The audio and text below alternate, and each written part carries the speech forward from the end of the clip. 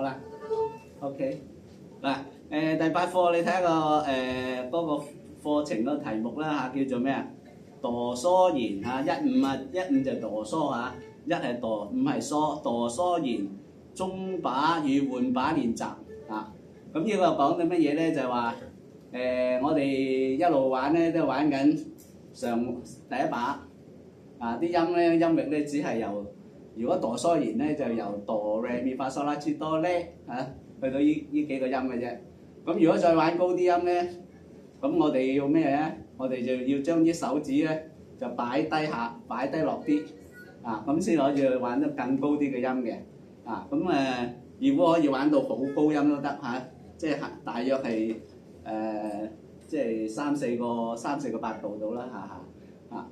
咁未講呢樣嘢之前咧，我哋講過有嗦咧弦啦，我哋啱啱學過嗦咧弦啦，有哆嗦弦啦嚇。咁想問下啦，嗱有陣時有人哋話係 D 調嘅指位，有陣時話 G 調嘅指位嚇，咁點解你呢本書咧特別寫係哆嗦弦嘅啊？佢又唔寫 D 調嘅喎，點解佢淨係寫哆嗦弦咧？有冇人諗到啊？點解淨係講哆嗦弦咧？佢又唔特登講 D 調咧咁樣嚇？咁咧其實咧喺我哋玩二胡嗰陣時咧，我哋點解叫佢 D 調咧？就係因為我哋校音嗰陣時，空弦嗰陣時咧，我哋校咗佢係內弦係 D， 外弦係A 啊。咁喺呢個情況之下咧，我哋叫做 D 調。咁因為佢 D 調，因為我哋所謂 D 調嘅意思即係哆等於 D。呢個 D 咧就係一個西方音樂嘅一種叫做音名嘅一種定義嚟嘅。咁佢呢個音名定義咧係有科學根據嘅，佢就以某個頻率嘅數目，佢就叫呢個叫 D。譬如我哋 A 嗰個頻率嘅數目咧就係440或者442啊 ，D 咧我唔記得個數字係幾多啦，好似290幾咁樣嚇。咁咧，我哋喺呢個頻率咧，我哋叫做 D 調啊。咁但係咧，我哋教呢個弦嗰陣時咧，我哋未必一定要用 D 調。一般習慣我哋就教咗個 D 調啫。咁唔係一定要教 D 調噶嘛啊！我哋可以用教其他調都得嘅啊。咁但係因為我哋而家教咗 D 調，咁 D 調咩叫 D 調咧？就話哆喺 D 位。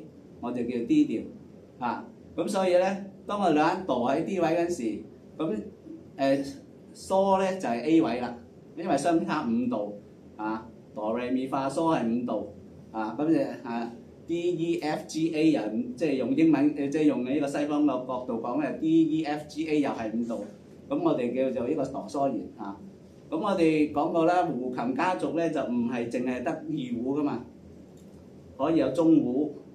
可以有高胡，可以有板胡啊！咁我哋而家點解會教咗 D 調 D A 呢個音咧啊？咁呢個未必一定係啱嘅，但係我嘅理解咧就係話，我哋當時喺民國初期引入西方音樂嗰陣時咧，小提琴佢就利用小提琴嗰個樂理去擺咗落個二胡樹。咁究竟未有西方音樂入嚟嗰陣時，係咪我哋係用嗰啲係工商國子語嗰啲，我已經係唔知係點樣擺啦嚇。咁咧，小提琴佢嗰個定弦咧就有規格嘅G D A E G D A E。咁個二胡咧就啱啱係佢中間嗰兩條線，就 D 調同 D 同 A。咁如果我哋後期發展有中胡啦，中胡就係G D G D。咁高胡亦都係高8度嘅 G D 咁有啲咧就教係 A E 咁佢都係跟翻西方樂理嗰個概念去定呢個弦嘅高低音喺處咁所以咧，當我哋話哆嗦弦嗰陣時咧，就話哆嗦弦點解我覺得大部分喺二胡嗰陣時咧，我哋話嘅擺咗係 D 調嗰處咁同埋我去到中胡嗰陣時咧，佢可能校低咗嗰邊支調嘅喎。咁支調咧，佢嗰個開始咧就即係第一個空弦咧就支音啦。支係支位啦。咁支位咧，佢如果我用支位支做舵咧，咁佢即係話喺我哋玩支調用高胡又好，用呢個中胡又好。當我哋玩支調嗰陣時咧，佢仍然係同我哋玩 D 調個哆嗦弦嗰個指法一樣嘅。但係因為我哋二胡嗰陣時，二胡咧定咗係D A 啊嘛 ，D A。咁當我哋玩支調嗰陣時咧，我哋就好似我哋之前玩即係玩呢個傻咧弦嗰個手指法啦。咁呢個咧就係因為嗰個定弦嗰個決定嘅啫。咁我哋都講過，我而家我用呢個咧就係活動千斤嘅，千斤嘅。咁我將佢移上移落咧，就已經係轉咗調噶啦。咁當每轉一個調嗰陣時，我係要玩嗰個調。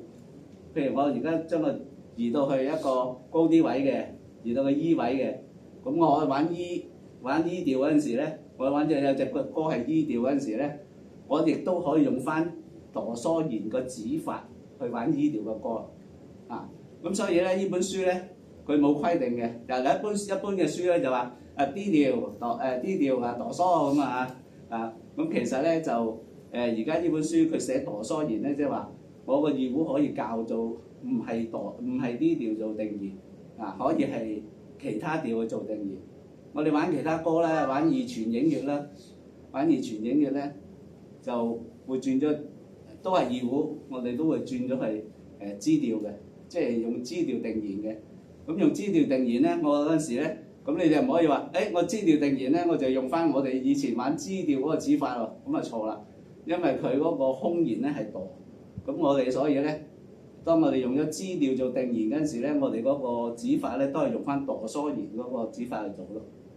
咁呢個就係一般我哋用簡譜去理解呢樣嘢嘅情況啦。又調翻轉頭，如果有啲同學識得五線譜嘅五線譜講，咁D 大調邊兩個音 sharp？D 大調邊兩個音要 sharp？F 同 C 係嘛 ？F 同 C 咁其實我哋玩哆嗦弦嗰時，其實已經係反映咗呢樣嘢出嚟咯。我空弦係 D 啊嘛，跟住係咩？E 咯。咁E 下邊得 F 嚟㗎嘛，係嘛？咁但係喺 D 大調嗰陣時咧，我要 sharp 佢嘅。咁所以咧，我哋講過話，如果佢唔 sharp 佢嗰陣時咧，我兩個手指係拼埋嘅。咁我如果要 sharp 佢嗰陣時咧，就會擘翻開，擘翻開。咁所以咧，我哋呢個係 F sharp 嚟嘅。F sharp 之後咧就 G 啦。咁而家去翻 A 啦喎 ，A 跟住係 B 啦嘛 ，B 到 C 啦喎。B 同 C 咧其實咧佢就係半音嚟噶嘛。咁而家根據 D 大調嚟講咧，佢就要咩？C sharp 係嘛？咁 C sharp 我哋又係將呢個原先係黐住呢隻手指，即係兩隻拼埋嘅手指半音咧，我哋拉翻開啲咁咧有個 C sharp 跟住咧就做咩？D 啦高音 D 啦咁呢個咧即係用五線譜嗰個角度去理解翻嗰個即係我哋啲指位，點解我哋有個指位要咁擺咧？就係嗰個概念就係咁樣咁如果你 G 大調要 sharp 邊個位F 咯咁即係話咧，我哋其他嗰啲咧就不變啦G 大調傻呢個係其實 D 嚟噶嘛，跟住嗱呢個係咩D 跟住 E 啦嘛咁F 係 sharp 咗噶嘛，原先 F 同 E 係黐埋嘅，咁我 sharp 咗佢跟住呢個係次啦嘛，跟住哆跟住呢啦化，因為跟住B 之後咪 C 今次唔使 sharp C 啊嘛，唔使 sharp C 就變咗咧，我哋呢個手指係拍埋啦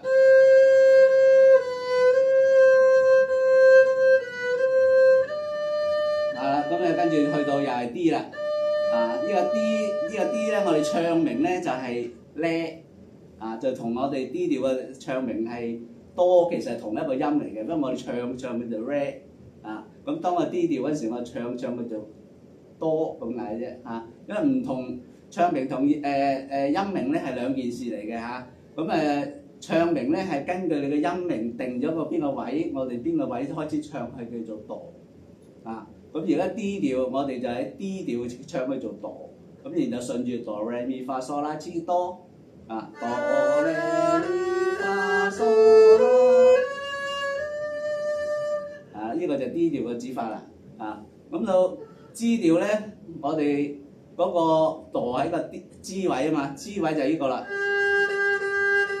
咁對上翻即係褪翻上去咧就嗦啦 T 咯嗦啦 T 哆來咪發嗦咁就呢個咧就完成咗我哋之前個兩個即係指法嘅課程啦我哋而家咧做一個總結啫咁呢個課程咧，我哋過一段落啦，即係起碼你要理解點解叫傻咧弦，點解叫做哆嗦弦嗰個背景度嗰個背景喺處，咁你翻去消化下先。